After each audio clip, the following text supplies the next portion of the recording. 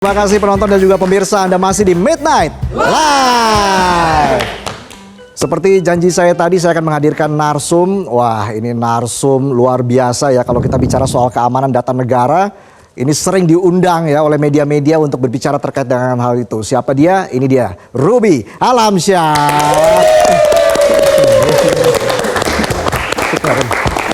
Silakan Mas Ruby. Apa kabar? Baik. Gak nervous kan? Udah sering tampil di TV nih ya. Lebih sering beliau kali daripada saya ya. Silakan duduk Mas Ruby. Iya. Boleh tepuk tangan sekali lagi untuk Mas Ruby Alamsyah. Mas Ruby. Iya. Ini backgroundnya sarjana teknologi informasi.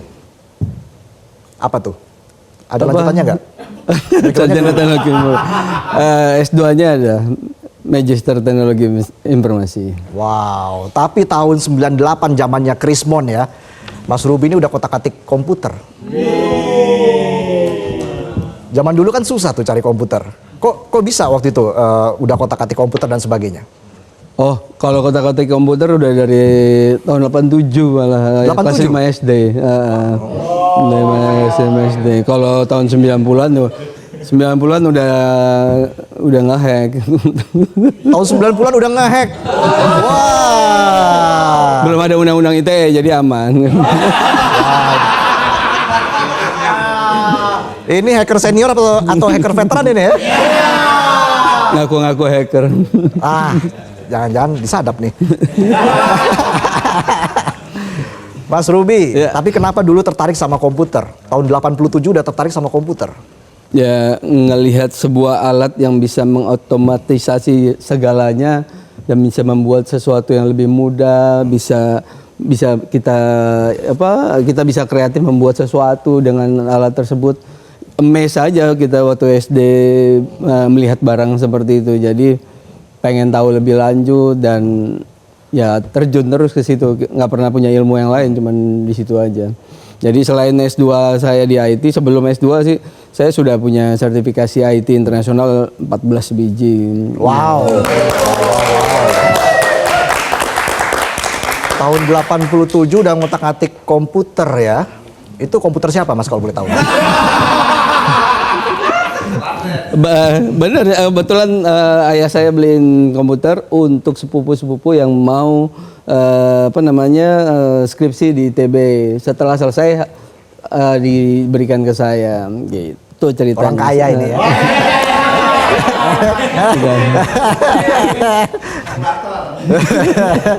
Saya ngotak-ngatik kalkulator doang ya. Mas Ruby ngotak-ngatik komputer dulu apa yang atau software yang membuat Mas Ruby itu tertarik dengan komputer? Apapun software ya, kayak programming language di awal sampai ke sini tuh kayak seru aja, dengan mengcoding sesuatu itu kita bisa menghasilkan yang bermanfaat bagi kita bisa, bagi orang lain bisa, itu aja sih utamanya di situ. Tapi seiring berjalan setelah aplikasi kita belajarin sistem, habis itu pelajarin network, terakhir pelajarin security. Jualannya sekarang adalah digital forensik karena mencakup itu semua. Nah, digital forensik kalau nggak mengerti ilmu IT yang secara menyeluruh, dia susah melakukan investigasi. Nah, dari 2006 kita sudah fokus di digital forensik saja. Oke, wow, tepuk tangan dong untuk Mas Ruby. Tahun 87 ngotak-ngatik komputer, tahun 90 langsung ngehack. Siapa yang dihack? Salah satu internet provider untuk memberikan teman-teman di kampus akses internet yang gratis. Robin Hood ini ya. Luar biasa loh. Setelah itu ngehack terus ya. Ngehacknya juga agak-agak sedikit ini kok tahu dosa kita. Sadar juga ya. Kita double degree soalnya dulu, pagi negeri, siang madrasah sampai. Oh, seimbang. Jadi tahu dosa. Jadi yang dihack itu akun perusahaan yang sudah bayar internet aksesnya unlimited. Berarti kan dia nggak bayar lagi kan. Nah, jadilah dipakai sama anak-anak teman. Ini namanya work life balance. Luar biasa ya. Tapi bedanya hacker sama cracker itu apa sih, Mas? istilah di Indonesia aja sih sebenarnya. Ya, kesannya hacker itu nggak terlalu jahat, cracker itu yang jahatnya. Itu cuma istilah aja. Sebenarnya hacker atau cracker balik lagi ke individunya. Banyak orang IT security consultant juga senang aja disebut-sebut hacker atau white hacker. Ada black hat, ada white hat gitu kan. Kesannya white hat itu hacker yang IT security consultant, black hat itu yang hacker beneran. Ya ujung-ujungnya sih balik lagi, bisa aja white hacker itu cuman pencitraan, di belakangnya dia juga tetap nge-hack, bisa aja. Tetap meretas lah ya. Betul. Intinya seperti itu ya. Betul. Ciri-ciri kalau handphone dihack seperti apa? Lebih cepat panas, lebih cepat habis baterainya, lalu apa namanya, banyak aktivitas yang tidak seperti biasa lah, sehingga ya resource-nya kemakan lebih banyak. Oh ya, kuota kita lebih cepat habis internetnya. Nah, karena kalau handphone kita dihack, data kita tuh harus diupload sama si software itu, spyware itu ke server mereka kan. Nah, otomatis kuota kita juga kepake. Salah satu cirinya simpelnya dari situ. Tapi kalau yang punya banyak kuota kan nggak berasa itu. Iya, yang unlimited nggak berasa ya. Nggak berasa. Tapi kalau bicara soal keamanan data negara ini sebenarnya seberapa kuat sih kita bisa memagari keamanan data negara ini dari para hacker? Iya. Negaranya negara mana nih? Negara Indonesia. Indonesia dong. Masa Vietnam? Iya. Kirain nggak mau cari contoh yang bagus gitu kan. Nah, kalau di Indonesia ya terus terang yang simpelnya aja dari tahun 2019 sampai sekarang data leak itu tiap tahun masih terjadi, baik di swasta maupun di instansi pemerintah. Nah, kalau saya memantau data leak itu yang sudah terjadi pemerintah, dan adanya undang-undang PDP kemarin, menurut saya undang-undang PDP-nya telat atau udah absolut menurut saya. Karena apa? Kan PDP itu untuk melindungi data pribadi kita kan. Ya. Sedangkan dari tahun 2019 sampai beberapa tahun lalu, data pribadi kita semua warga Indonesia itu udah ada di internet, udah bocor. Ya. Salah satunya ada udah bocor. Saya kebetulan yang pemerhati dan kita mengikuti terus semua data yang bocor itu saya punya. Karena kita memang analisa tersebut, punya dalam artian memang ada leak di internet ya. Wah, kita dapetin datanya untuk kita lakukan research gitu kan.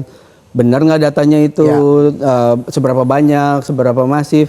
Nah, ternyata ada salah satu instansi pemerintahan yang bergerak di bidang kesehatan, waktu bocor 270-an juta data masyarakat Indonesia ada semua. Nggak hanya data KTP pribadi masing-masing, tapi keluarganya, istri, anak, suami, semuanya ada. Bahkan yang belum terdaftar menjadi anggota kesehatan tersebut, ada juga datanya. Gitu. Siap-siap, bangun-bangun tiba-tiba sudah punya pinjol. Kan bisa aja kan? Bisa aja. Nah, kejahatan ini kan semakin canggih ya. Dari tahun ke tahun susah dibedain gitu mana yang asli, mana yang buatan AI. Coba kita lihat contoh beberapa kasus berikut ini yang dibongkar oleh Kepolisian Republik Indonesia. Ini adalah video deepfake Presiden Republik Indonesia Bapak Prabowo Subianto. Nah, pertanyaannya ini kan seberapa banyak kejahatan pakai AI, terus bagaimana antisipasinya untuk orang awam membedakan itu asli atau AI? Ya, jadi kalau untuk orang awam agak sulit ya karena cepat ngambil kesimpulan aja ya. Tapi AI itu semakin hari kan memang semakin, namanya juga dia machine learning, dia langsung belajar terus. Nah, semakin hari makanya deepfake itu semakin bagus, semakin rapi. Nah, sekarang perbedaannya gimana ataupun mencari intinya ancaman terhadap deepfake AI itu memang luar biasa besar. Tinggal dalam konteksnya itu dilakukan untuk kejahatan serius atau tidak, kejahatan masif atau tidak. Nah, ya bagi tadi kalau sudah seperti Pak Presiden yang dinarasikan pakai deepfake, pastinya akan segera terdetek karena ada atensi gitu ya. Nah, tapi kan kalau penipuan-penipuan yang menjurus ke masyarakat individu kan lebih sulit gitu ya. Nah, itu mesti ada sesuatu yang ada tools lah untuk membuktikan bahwa ini kalau bagi masyarakat awam ya, ini fake atau tidak gitu. Oke, jadi kita harus lebih jeli lagi, lebih teliti lagi. Apalagi kalau kita lihat HP kita nih tiba-tiba kok baterainya bocor nih. Nah, tiba-tiba pulsanya cepet banget habis nih pulsanya nih. Nah, hati-hati di-hack sama Mas Ruby. Oke, tepuk tangan untuk Mas Ruby. Terima kasih Mas Ruby atas segala penjelasannya. Kami masih akan kembali saat lagi. Tetaplah di Midnight Live.